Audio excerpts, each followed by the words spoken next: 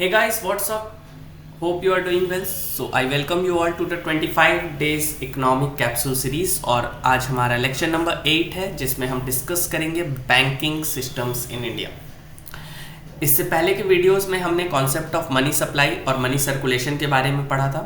Videos की link आपको description में मिल जाएगी। आज के इस वीडियो में हम डिस्कस करेंगे बैंकिंग सिस्टम्स इन इंडिया। सबसे पहले देखते हैं कि what is a bank. So basically, a bank is a financial institutions that accept deposits and channels those deposits into lending activities. यानी कि बैंक दो एक्टिविटीज को परफॉर्म करते हैं। पहला एक्टिविटीज है डिपॉजिट को एक्सेप्ट करना और दूसरा एक्टिविटीज है उन्हीं डिपॉजिट को लोन्स के फॉर्म में जिन लोगों को जरूरत होती है उनको प्रोवाइड करना। यानी कि बैंक जहां पे मनी का सरप्लस है वहां से पैसे को लेता है और जहां पे मनी का डेफिसिट है वहां पे पैसे को लोन के तौर पे देता है। इसे एक एग्जांपल से अगर हम समझे तो हम बैंक के फंक्शन को काफी अच्छे से समझ सकते हैं। यहां पे दो दोस्त हैं, एक राम और एक श्याम, और इन दोनों के बीच में बैंक है। राम ने अपने 10,000 रुपए बैंक में डिपॉजिट किए। अब क्योंकि राम ने अपने पैसे को डिपॉजिट किया है तो बैंक उसे कुछ रेट ऑफ इंटरेस्ट देगी। तो यहां पे मैं मान के चल रहा हूं कि वो रेट ऑफ इंटरेस्ट जो है वो 6% के आसपास है। अब बैंक क्या करती है कि श्याम को 10,000 रुपए की जरूरत पड़ती है, तो बैंक इसी 10,000 रुपए को लोन के तौर पे श्याम को दे देती है और बैंक श्याम से 10% रेट ऑफ इंटरेस्ट लोन के अगेंस्ट चार्ज करती है। अब यहां पे हमें एक चीज समझना है कि अगर बैंक्स को प्रॉफिटेबल होना होगा तो जितना पैसा वो डिपॉजिटर को रेट ऑफ इंटरेस्ट में दे रही है उससे ज्यादा उसे अगेंस्ट लोन लेना होगा। सो ये था हमारा हाफ पिक्चर जिसमें हमने देखा कि राम ने अपने 10,000 रुपए बैंक में जमा कराए 6% के हिसाब से और बैंक ने इसे आगे लोन पे चलाया श्याम को 10% के हिसाब से। अब एक साल बाद या एक महीने बाद जब श्याम अपने 10,000 रुपए को वापस लौटाएगा यानी कि वो रीपेमेंट ऑफ लोन करेगा तो वो प्रिंसिपल अमाउंट 10,000 रुपए लौटाएगा और 10,000 पे 10% यानी कि 1,000 रुपए वो इंटरेस्ट भी लौटाएगा। यानी कि श्याम ने जो टोटल रीपेमेंट ऑफ लोन किया होगा वो 11,000 रुपए किया होगा। और वहीं पे अगर यहां का कॉन्सेप्ट देखें कि अगर बैंक राम जब अपने पैसे को विथड्रॉ करेगा तो क्योंकि बैंक ने उसे 6% इंटरेस्ट देने का वादा किया था तो बैंक उसे प्रिंसिपल अमाउंट 10,000 तो लौटाएगा ही, साथ पे 10,000 का 6% यानी कि 600 रुपए इंटरेस्ट भी देगा। यानी कि बैंक ने श्याम से टोटल कितना अमाउंट कलेक्ट किया 11,000 रुपए, यानी कि और राम को कितना रिटर्न किया 10,600 रुपए। यानी कि 11,000 में से अगर मैं 10,600 को माइनस कर दूं तो 400 रुपए जो बचे ये बैंक्स का प्रॉफिट है। तो बैंक्स इस तरीके से अपना प्रॉफिट कमाता है। यानी कि बैंक जो है वो सर्कुलेशन ऑफ मनी करता है और वहां से अपने प्रॉफिट्स को अर्न करता है। अब यहां पे क्या हुआ कि श्याम जो 10,000 रुपए लेगा लोन पे वो आगे एक्सपेंडिचर करेगा जिससे कि पूरा का पूरा हमारा इकोनॉमी में मनी का सर्कुलेशन होगा। तो कल के वीडियो में भी हमने देखा था कि बैंक्स का सर्कुलेशन ऑफ मनी में काफी इंपॉर्टेंट रोल होता है। तो यहां पे हमने समझा बैंक्स के रोल को और बैंक्स क्या होता है।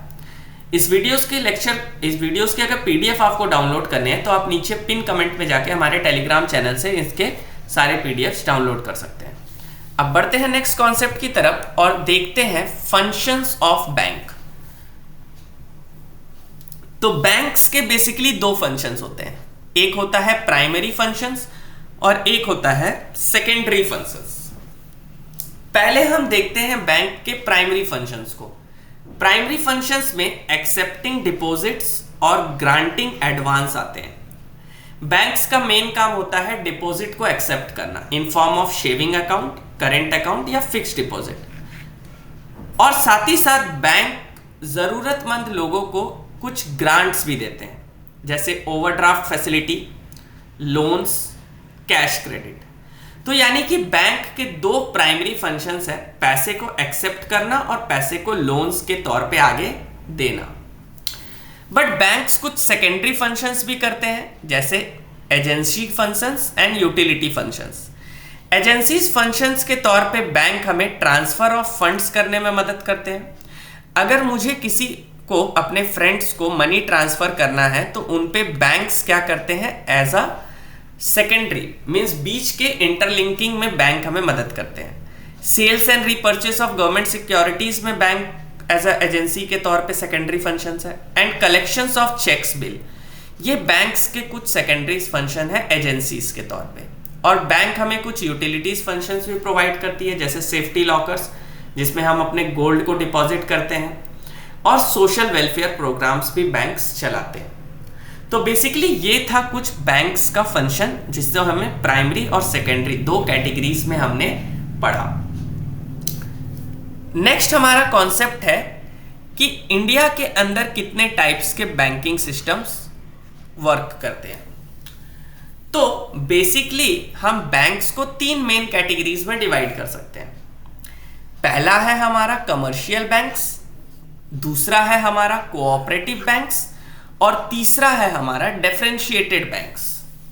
अब इन तीनों को समझना काफी इंपॉर्टेंट हो जाता है, क्योंकि यहां से हमारे प्रीलिम्स में क्वेश्चंस बनते हैं। तो अभी तक हमने देखा कि बेसिकली बैंक्स इंडिया में तीन मेन कैटेगरीज के वर्क करते हैं, commercial, cooperatives and differentiated bankings. आज के इस वीडियो में हम कमर्शियल बैंक्स को इन डेप्थ पढ़ेंगे, और आने वाले वीडियोस में हम कोऑपरेटिव एंड डिफरेंशिएटेड बैंक्स को भी डिस्कस करेंगे। कमर्शियल बैंक्स को हम फर्दर तीन कैटेगरीज में डिवाइड कर सकते हैं। एक है हमारा पब्लिक सेक्टर बैंक, सेकंड है हमारा प्राइवेट सेक्टर बैंक, और थर्ड है हमारा रीजनल रूरल बैंक्स। फिर पब्लिक सेक्टर्स भी फर्दर डिवाइडेड होंगे, कुछ नेशनलाइज्ड बैंक, और एक जो सबसे मेन है स्टेट बैंक ऑफ इंडिया। और प्राइवेट सेक्टर्स भी दो हो सकते हैं, एक इंडियन प्राइवेट सेक्टर बैंक्स और एक फॉरेन प्राइवेट सेक्टर्स बैंक। तो ये पूरा का पूरा माइंड मैप मैंने आपको तैयार करके दिया बैंकिंग सिस्टम इन इंडिया के ऊपर। अब देखते हैं कमर्शियल बैंक्स। तो basically commercial banks is a financial institutions जिनका वर्क क्या होता है, डिपॉजिट्स को एक्सेप्ट करना, लोन्स प्रोवाइड करना और फाइनेंशियल सर्विस ऑफर्स करना किसी इंडिविजुअल, किसी बिजनेसेस या किसी गवर्नमेंट्स को। यानी कि कमर्शियल बैंक्स डिपॉजिट्स एक्सेप्ट करते हैं और लोन्स प्रोवाइड करते हैं और फाइनेंशियल सर्विस प्रोवाइड करते हैं इंडिविजुअल, बिजनेसेस और गवर्नमेंट्स को। अब कमर्शियल बैंक्स दो तरीके के हो सकते हैं, एक होता है हमारा शेड्यूल्ड कमर्शियल बैंक्स और एक होता है हमारा नॉन शेड्यूल्ड कमर्शियल बैंक्स।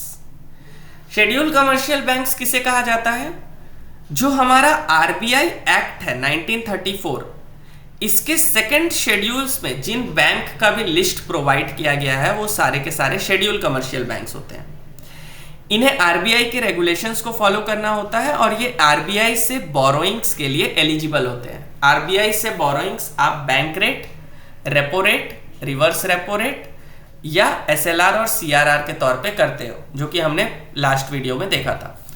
तो यानी कि शेड्यूल कमर्शियल बैंक्स वो होंगे जो आरबीआई के 1934 एक्ट के सेकंड शेड्यूल में मेंशन होंगे और ये आरबीआई के रेगुलेशंस और बोरोइंग्स के लिए एलिजिबल होंगे।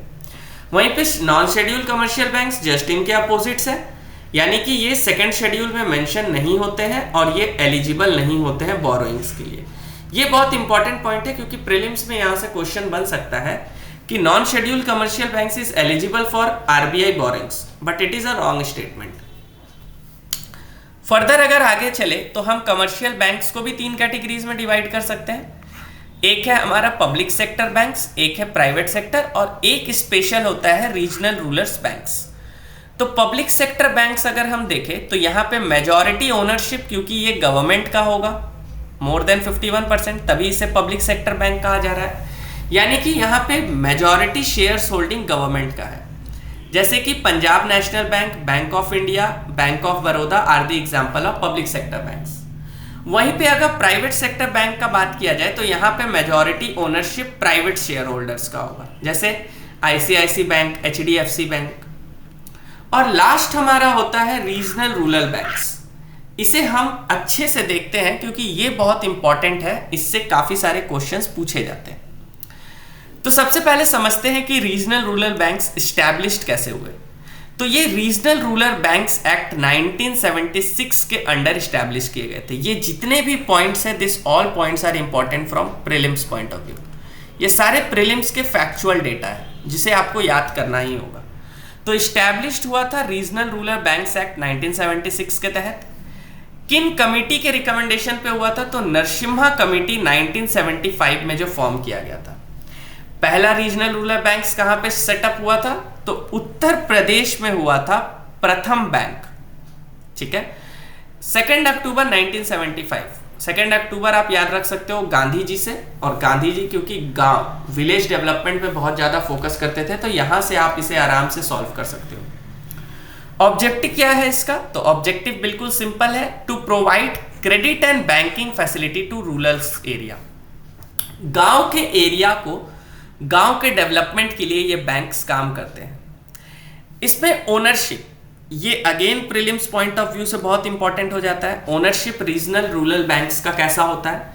तो सेंट्रल गवर्नमेंट 50% शेयर होल्ड करती है, स्टेट गवर्नमेंट 15% होल्ड करती है, और स्पॉन्सर बैंक, जो भी बैंक्स अपने नाम से इसे ओपन कराते हैं, वो 35% होल्ड करते हैं। यानी कि रेशियो 50:15:35 के बीच में होता है।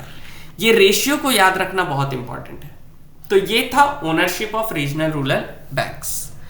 नाउ मूविंग ऑन टू कि ये कैसे रेगुलेट होते हैं और किनके सुपरविजन के अंदर होते हैं। तो रेगुलेट तो इन्हें आरबीआई ही करता है क्योंकि ये कमर्शियल बैंक्स के अंदर है, बट इसे सुपरवाइज करता है NABARD, that is national bank for agriculture and rural development.